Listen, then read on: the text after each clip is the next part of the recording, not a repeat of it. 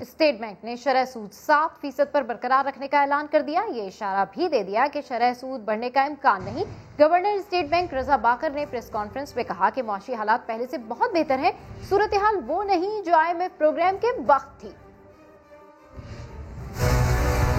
Monetary policy committee کا فیصلہ آج یہ تھا کہ انٹرسٹ ریٹ کو 7% پر ہی برقرار رکھا جائے. مستقبل جدید میں یہ شرح سود اسی لیول پہ برقرار رہے.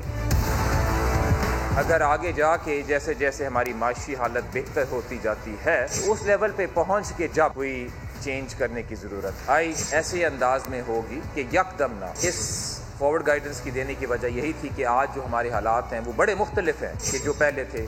جب انٹرسٹ ریٹ 13.25 پہ کرنا پڑا, ہم نے کرنٹ اکاؤنٹ ڈیفیسٹ کو کم کیا, ایکسچینج ریٹ کی رجیم کو بدلا, اس کے بعد ایک امتحان آیا, اس سے گزرے, اور آج ہم یہاں کھڑے ہوئے ہیں کہ ہمارے ریزروز بھی بڑھے ہوئے ہیں اور ایک ایکسچینج ریٹ بھی اچھے انداز سے مارکیٹ بیس پہ چل رہا ہے. جب کووڈ میں پاکستان کی اکانومی پچھلے سال تھی, حالات بڑے مشکل تھے. آج ہماری معاشی حالت وہ نہیں ہے جو اس وقت تھی جب IMF کا پروگرام جون 2019 میں شروع کیا گیا. آج ہماری معاشی حالت اس سے بہت بہتر ہے. سال کی انفلیشن پروجیکشن ہے وہ تقریباً 7 سے 9% ہے. اس میں شاید کچھ ایک عارضی طور پہ انکریز آئے, جو بجلی کی قیمتیں اگر بڑھیں یا انٹرنیشنل آئل پرائسز بڑھیں, لیکن وہ ایک عارضی ہے.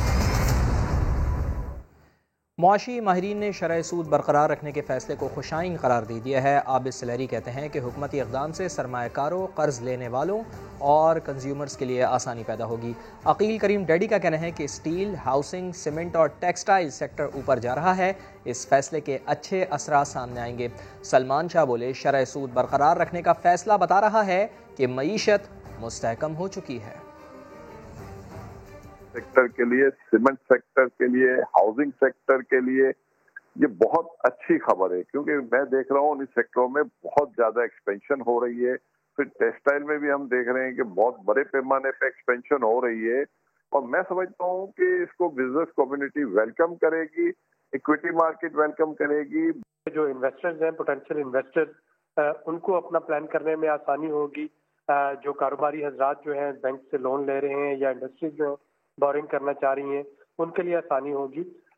بلکہ جو ہمارے عام کنزیومرز ہیں جو کہ اپنے کنزمپشن پرپز کے لیے بینک بورنگ کرتے ہیں, ان کو بھی اپنی پلاننگ جو ہے وہ آسان ہوگی.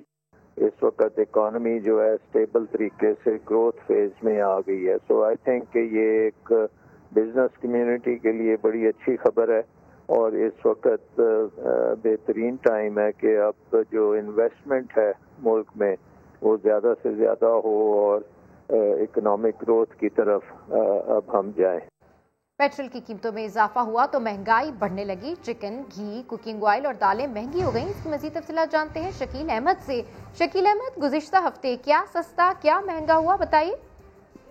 دیکھیں, مہنگائی میں تو 0.32% اضافہ ہوا ہے, اور یہ 6.5% کی سطح پر ہی ہے گزشتہ سال کے مقابلے میں. لیکن 19 اشیاء ضروریہ کی قیمتوں میں اضافہ ہوا ہے, اور 8 کے دام گر گئے ہیں, اور 24 اشیاء کے جو نرخ ہیں وہ برقرار رہے ہیں. پیٹرول ₹3.23 اور ڈیزل ₹3 مہنگا ہوا تھا, جس کی وجہ سے پھر چکن, گھی, کوکنگ آئل, پیاز, کیلے, دالیں اور دیگر جو مصنوعات ہیں وہ بھی مہنگی ہو گئی. البتہ ٹماٹر, انڈے, آلو, LPG اور چینی, لہسن اور آٹا وغیرہ جو ہے ان کی قیمتوں میں کمی آئی. گزشتہ ہفتے چکن جو ہے وہ ₹8.5 مہنگا ہوا, قیمت 180 پر دوبارہ چلی گئی ہے. اور اسی طرح گھی ₹6.34 مہنگا ہوا اور ₹273 فی kg ہو گیا. اور ٹماٹر البتہ جو ہیں ₹11 سستے ہوئے ہیں, اور انڈے کی قیمت میں بھی ₹13 سستی کمی آئی ہے, اور یہ 155 پر آ گئے ہیں. تو مجموعی طور پر مہنگائی 6.5% کی سطح پر ہے, 0.32% اضافہ ہونے سے. ٹھیک ہے, شکیل احمد اپڈیٹ کریں, آپ کا شکریہ. نون لیگ نے براڈ شیٹ اسکینڈل تحقیقات کے لیے جسٹس ریٹائرڈ عظمت سعید کی تقرری مسترد کر دی ہے. لیگی رہنما احسن اقبال کہتے ہیں کہ اسکینڈل کو کور اپ کرنے کے لیے حکومت اب گھر کا قاضی لا رہی ہے تاکہ مرضی کا فیصلہ لیا جا سکے. مریم اورنگزیب نے عظمت سعید کی سربراہی میں تحقیقات کرانے کو انصاف کا قتل قرار دے دیا. براڈ شیٹ اسکینڈل کی تحقیقات کے لیے جسٹس ریٹائرڈ عظمت سعید کا تقرر مسترد. نون لیگی رہنماؤں نے سوالات اٹھا دیے. احسن اقبال بولے مرضی کا فیصلہ لینے کی کوشش کی جا رہی ہے.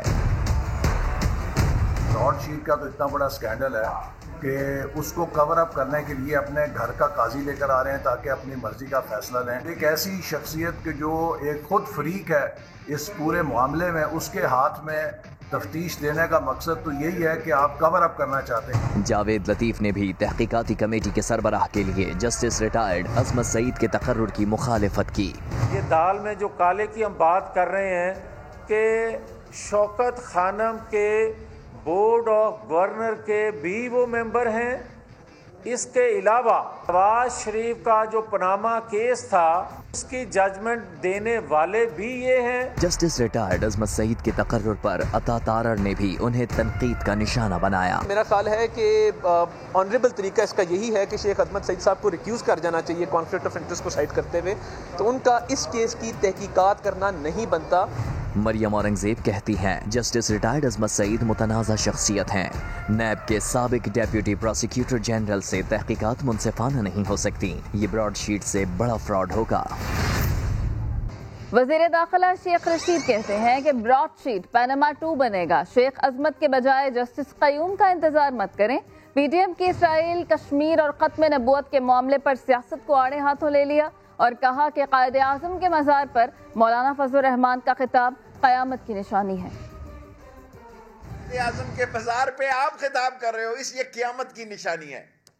مولانا فضل الرحمان قائد اعظم کے مزار پہ خطاب کر رہا ہے, اور جو کچھ قائد اعظم کے وقت میں انہوں نے قائد اعظم کو کہا وہ میں نہیں کہوں گا, علماء کا احترام کروں گا. میں چیلنج کرتا ہوں, یہ ختم نبوت کے خلاف ترمیم نون لیگ لائی تھی اور مولانا فضل الرحمان صاحب کی پارٹی نے قومی اسمبلی میں اس کو ووٹ دیا.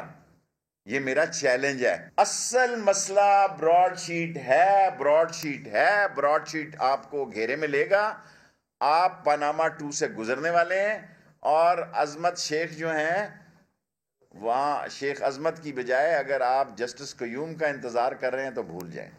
وفاقی وزیر فواد چودھری کہتے ہیں کہ اپوزیشن کو تو ملک قیوم اور افتخار چودھری کے علاوہ کوئی اور جج ہی نظر نہیں آتا. کسی کی خواہش کے مطابق نہیں چلا جا سکتا. واضح کر دیا کہ حکومت کو نواز شریف سمیت کسی کو بھی جیل میں رکھنے کا شوق نہیں. عوام کا لوٹا گیا پیسہ واپس کر دیں, NRO نہیں ملے گا. اپوزیشن کا تو مسئلہ یہ ہے کہ ان کو تو ملک قیوم صاحب اور افتخار چودھری صاحب کے علاوہ پاکستان میں کسی جج کے اوپر اعتبار ہی نہیں, تو ہر کام ان کی خواہشوں پہ تو نہیں ہونا. اس کمیٹی میں کوئی حکومتی وزیر جو ہے وہ شامل نہیں. حقیقت یہ ہے کہ مریم بی بی جب جلسوں کو نکلتی ہیں دنیا کے مہنگے ترین ڈیزائنر کپڑے کو پہن کے نکلتی ہیں. بچے جو ہیں حسن نواز اور حسین نواز وہاں پر جو گاڑیاں انہوں نے رکھی ہوئی ہیں وہ کم از کم پاکستان میں ایک ایک گاڑی جو ہے وہ 10-10 کروڑ روپے کی ہے. نواز شریف صاحب جو ہے وہ جو ہیریڈز میں شاپنگ فرما رہے ہیں وہی کروڑوں روپے کی ہے. شہباز شریف صاحب کی جو سارا معاملات ہیں وہ بھی کروڑوں میں ہیں. اب سوال سمپل یہ ہے کہ یہ سارے اتنے بیچارے معصوم ہیں کہ ان کے جوتے جو ہیں وہ ٹوٹے ہوئے ہیں, باقیوں کی حالاتیں آپ کے سامنے ہیں.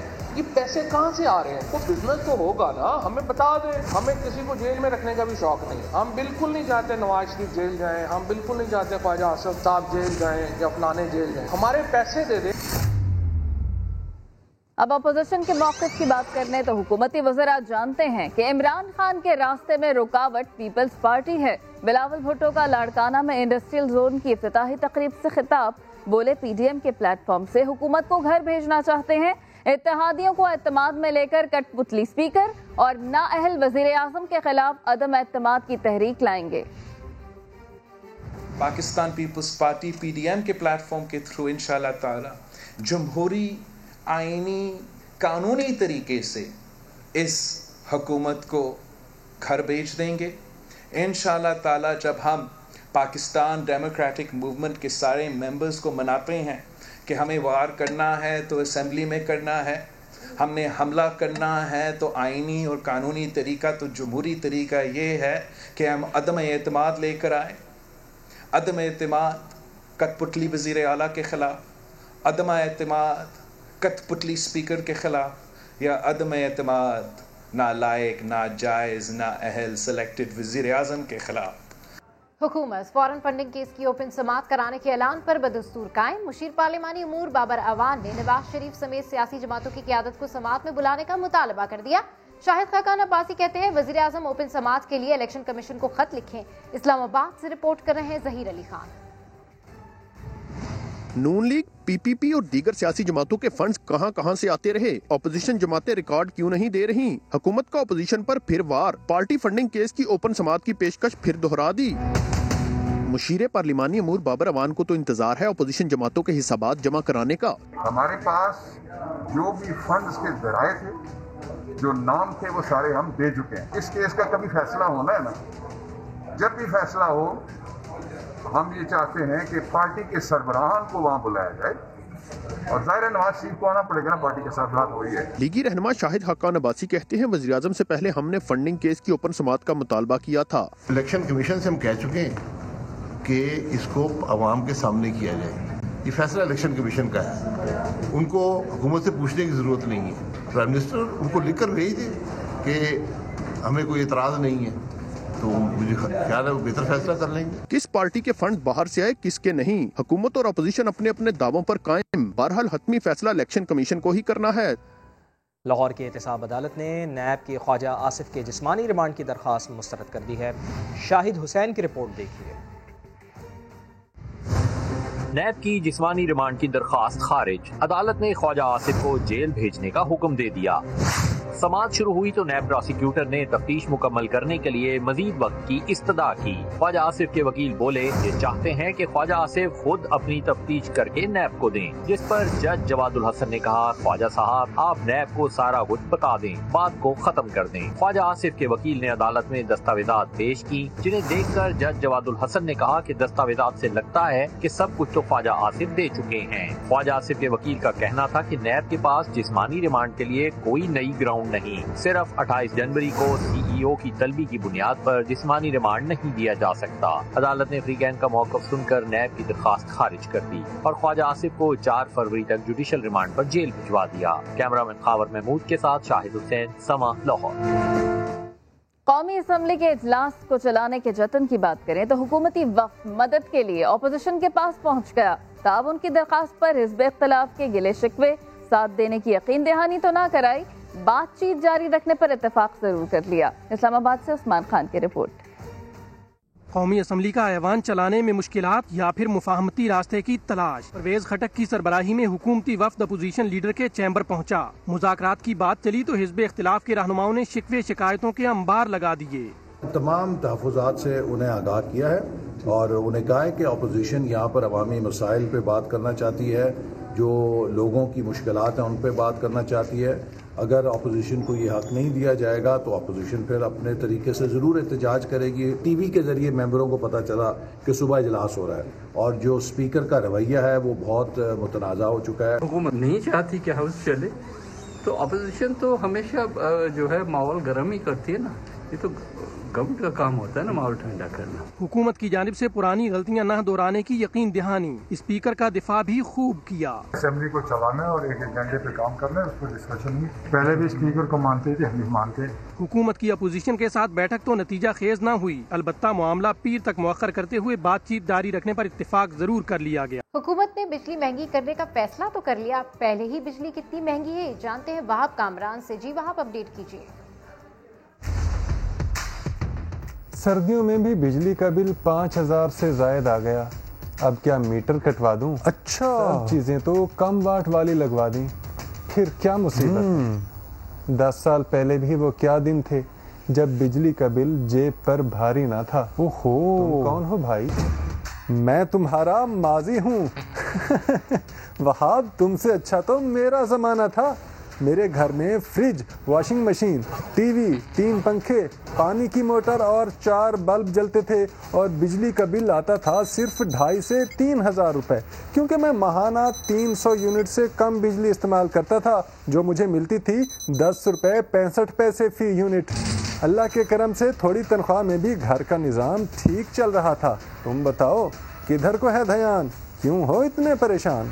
फ्रिज डीसी इन्वर्टर वाला लगवाया, वॉशिंग मशीन हफ्ते में 1 दिन चलाता हूँ, पानी की मोटर भी कम वाट वाली लगवाई। इलेक्ट्रिक गीजर और हीटर छोड़िए, 25,000 के बजट में तो कुछ भी नहीं चलता भाई।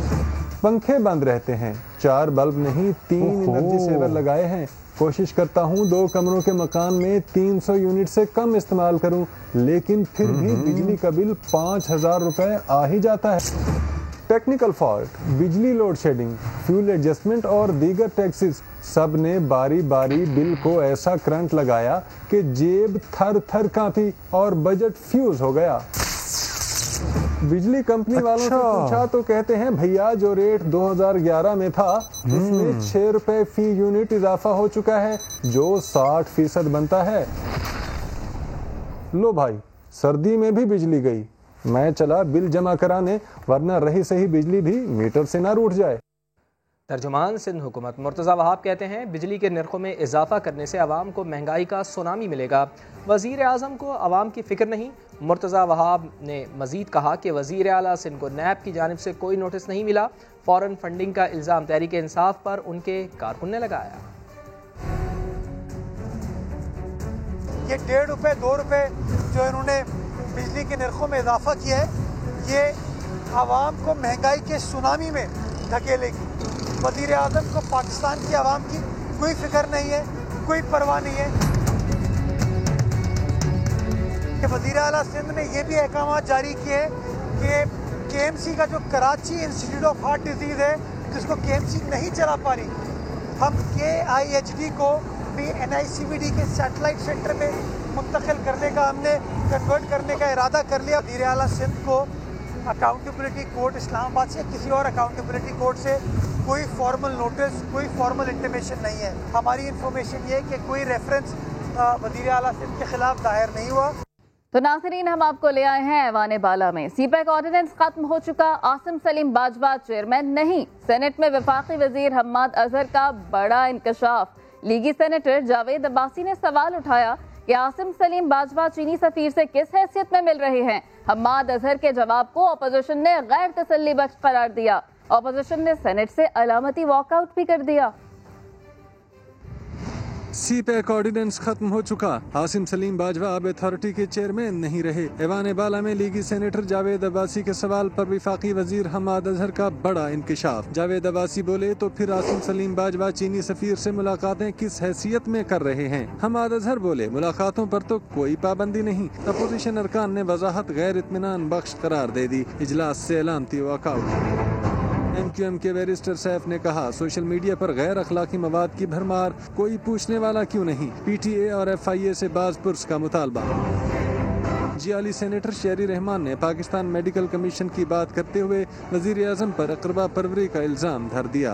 PMDC तो छोड़े, उसको खत्म कर दिया, उसके एम्प्लॉइज अभी तक रो रहे हैं, कोई उनका पुरसान हाल नहीं है। जो आपने नया इदारा बना दिया, जो हमारी इत्तला में अमेरिका से PM के कोई दोस्त अहबाब रिश्तेदार चला रहे हैं स्काइप पर, बरकी साहब। वजारत खजाना ने ऐवान में अंदरूनी और बैरूनी कर्ज की तफसीलात पेश कर दी। बताया 2 साल में आलमी इदारों से $5 अरब कर्ज लिया, $16.5 अरब वापस किए। ज़र मुबादला ज़खायर $20.5 अरब से तजावुज कर चुके। करंट अकाउंट $1.6 अरब सरप्लस है।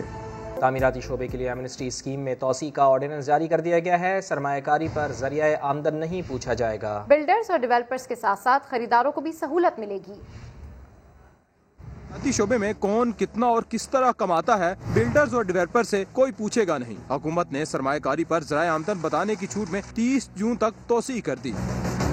सदर मुमलिकत ने तामीराती शोबे के लिए इनकम टैक्स तरमीमी ऑर्डिनेंस 2021 जारी कर दिया। वजीर आजम ने 31 दिसंबर 2020 को स्कीम में 6 माह की तोसी का ऐलान किया था। प्रॉपर्टी से हासिल आमदन पर फिक्स टैक्स स्कीम से फायदे उठाने वालों की डेडलाइन 31 दिसंबर तक बढ़ा दी गई। तामीराती मंसूबों की तकमील की आखिरी तारीख में भी 1 साल का इजाफा। मंसूबा 30 सितम्बर 2022 के बजाय 30 सितम्बर 2023 तक मुकम्मल करना होगा।